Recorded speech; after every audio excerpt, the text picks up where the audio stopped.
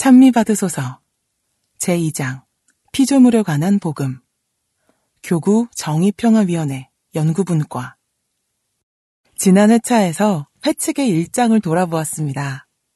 관찰, 판단, 실천이라는 사회교류의 기본 접근 방식에 따라 1장에서는 현 시대 상황에 대한 관찰이 주를 이루었습니다.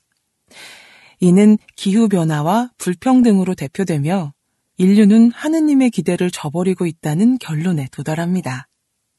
이런 현실은 필연적으로 하느님께서 세상을 처음 만드셨을 때, 즉 태초의 모습부터 되돌아보게 합니다.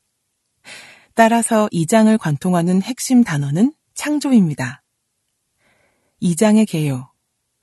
일단 2장 소단락의 제목은 다음과 같습니다.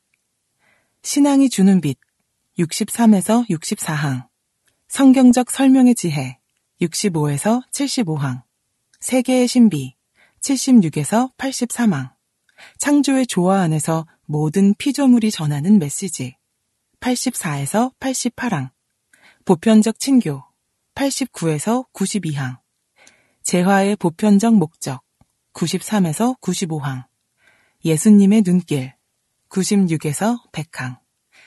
본래 사회회칙이란 가톨릭 신자들뿐만이 아니라 선의의 모든 사람을 대상으로 하며 교회는 과학의 결과물을 부정하지 않습니다. 창조에 관해서도 그렇습니다. 대신 신학은 과학이 설명할 수 없는 부분에 대한 설명이 가능합니다. 2장에서는 사회과학적 기반을 존중하면서 그것이 해소해주지 못하는 창조의 본질에 관한 신학적 성찰이 덧붙여집니다. 이 신학적 성찰의 기반은 성경과 성전입니다. 그러니 우리는 사회교류에서 판단 작업이 들어갈 때 그 기준이 성경과 성전에 있음도 함께 알 수가 있겠습니다. 성경적 설명의 지혜. 창세기의 첫 창조 이야기를 보면 하느님께서 인간을 사랑으로 창조하셨으며 창세 1장 31절 보시니 손수 만드신 모든 것이 참 좋았다는 것을 알게 됩니다. 교황님께서는 이 창조 설화를 관계의 관점으로 해석하십니다. 창조 이야기는 인간의 삶이 근본적으로 서로 긴밀하게 연결된 세 가지의 관계, 곧 하느님과의 관계, 우리 이웃과의 관계, 지구와의 관계에 기초를 두고 있음을 암시합니다. 66항. 관계가 깨어지는 것을 죄라고 합니다. 즉, 현재의 환경위기라는 현상의 기저에는 근본적으로 인간의 마음, 즉 방향성이 자리합니다. 창조주 인류와 모든 피조물의 조화는 우리가 하느님의 자리를 차지한다고 여기고 피조물로서 우리의 한계를 인정하지 않아서 깨어졌습니다. 결국 이는 이 땅을 지배, 창세 1장 28절 하는 우리의 임무, 곧 창세 2장 15절, 그곳을 일구고 돌보는 임무를 왜곡하게 되었습니다. 그 결과 인간과 자연이 맺은 본디의 조화로운 관계가 충돌하게 되었습니다.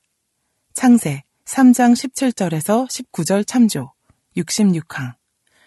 그러니 인간이 마음을 돌려야 다른 피조물을 고려하지 않는 자의적인 인간 중심주의 68항에서 벗어나야 상처받은 관계가 회복될 것입니다. 보편적 친교. 결국 인간이라는 존재가 타인과 다른 피조물들을 어떤 시각으로 대하느냐가 중요합니다. 인간들 사이에 자리한 불평등과 환경위기라는 두 현실의 근원에는 같은 마음이 자리합니다. 인간이 서로를 온유, 연민, 배려의 마음 91항으로 대하는 세상이 되면 다른 피조물에도 같은 마음이 적용될 것입니다. 이는 예수님께서 세상을 보시는 시각과도 연결됩니다. 예수님께서는 제자들과 대화를 나누시면서 하느님께서 모든 피조물과 아버지로서 맺으신 관계를 깨달으라고 권유하시며 하느님 보시기에는 그들 모두 중요하다는 사실을 감동적인 온유함으로 상기시켜 주셨습니다. 96항. 그러므로 우리는 먼저 보편적 친교에 마음을 열어야 합니다.